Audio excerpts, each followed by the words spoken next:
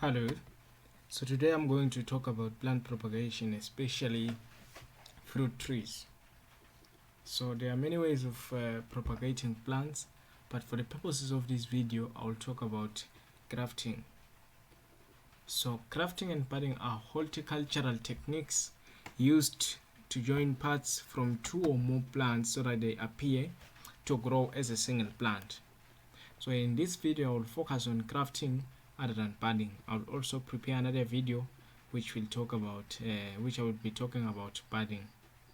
So in grafting, the upper part, which we call the scion of one plant, grows on the root system of another plant, and that root system is called the rootstock. So the desired plant or the choice of plant that you want is called the scion, as you put it on top of the rootstock, and the new plant will be the scion. So this practice of grafting can be tracked back to 4,000 years ago when China and Mesopotamia. So grafting is an asexual or vegetative method of propagation, which means the new plant that grows from the scion will exactly be like the plant that it came from. So if you had a juicy and nice fruits from the scion or from the parent of the scion, the new plant that you'll get after grafting will be exactly the same as the parent plant. So this is one of my avocado plants that I've grafted recently. Look how beautiful it looks like. So most of the nursery plants such as these avocados and many flowers, citrus fruits and so forth can be grafted, and it can be expensive, and it comes with no guarantee of success. This thing is called, we sometimes call it a trial error method. So with experience, one can be the master of grafting as you observe so many things such as the season, the time of the day, the weather, and everything. Most of the things that you observe when you do this process. But most of the tips will be given in this video as to when you can do your grafting in order to get to obtain better or high accurate results. So there are so many reasons for grafting. So grafting may increase the productivity of certain horticultural crops. They make it possible to do the following things. So one, they change the varieties of or cultivators. They optimize cross-pollination and pollination. They take advantage of particular rootstocks. So by saying so, we mean that compared to the selected scion, selected or certain rootstocks have superior growth habits than the scions. So they are sometimes not attacked by diseases, and they are insect resistance, and they are drought tolerant.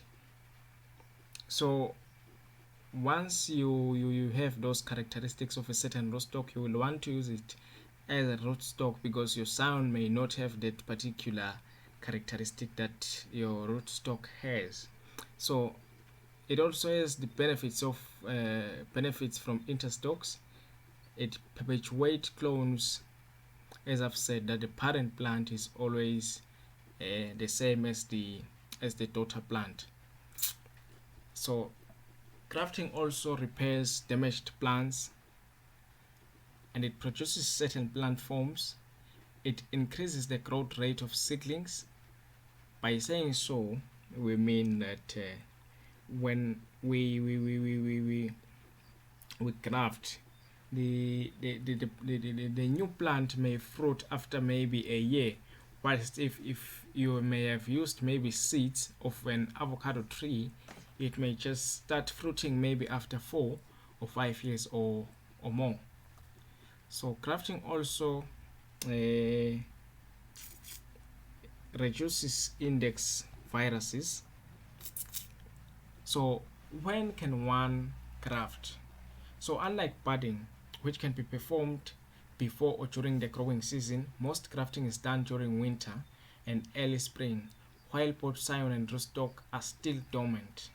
So unlike this budding system of propagating plants, which can be performed anytime during the growing season or in winter, this grafting should be done during the winter or late winter or the early spring season. This is because by that time these plants or these trees are still dormant, and you will attain very high success results when you do this grafting at this time of the year or at this time of the climatic season.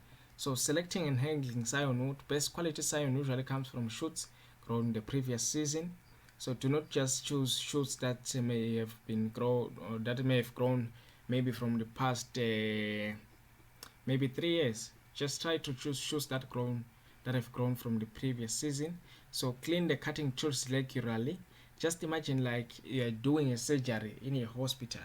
So you can either immerse them in a sterilizing solution, but in the time of COVID-19, we are almost having sanitizers, so you can sanitize your hands and every equipment that you are going to use to cut your scion and your rootstock.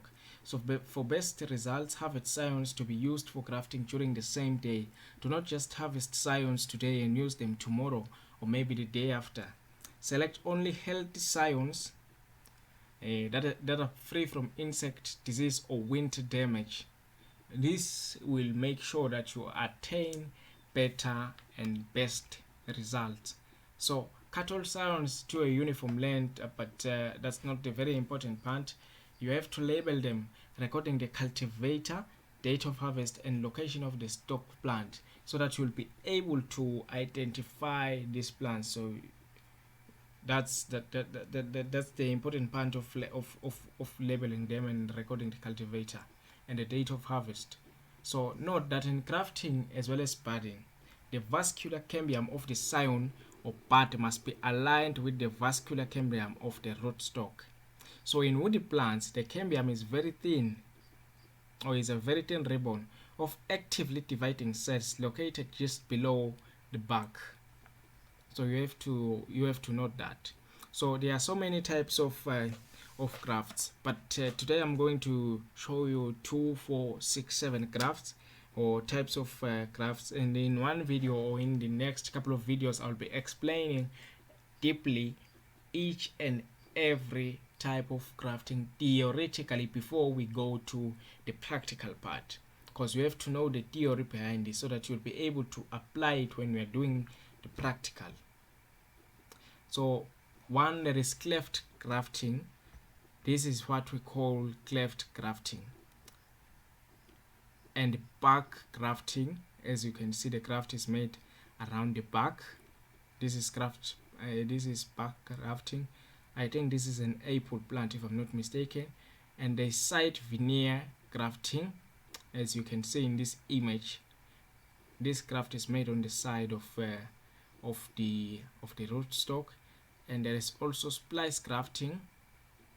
This is what we call splice grafting. You just cut your plant in a slanting way. So there is also whip and tongue graft. So this is what we call a whip and tongue graft, or whip and tongue grafting, as you can see in this image. There is also bridge graft, where you bridge, it's like making a bridge here, as you can see. There is also enoch graft, which is this one, as you can see in this picture here. So thank you very much for watching this video. Please subscribe, like and share, and also comment below as to what you would like us to teach you on the processes of grafting and propagating plants. So more videos to be shared. Click the bell icon, and I will also share one of the crafting videos which I've done the practical part for. I think I've crafted avocados, and I'll share the video in the comment section below, so just check it. Thank you very much. Thanks for watching.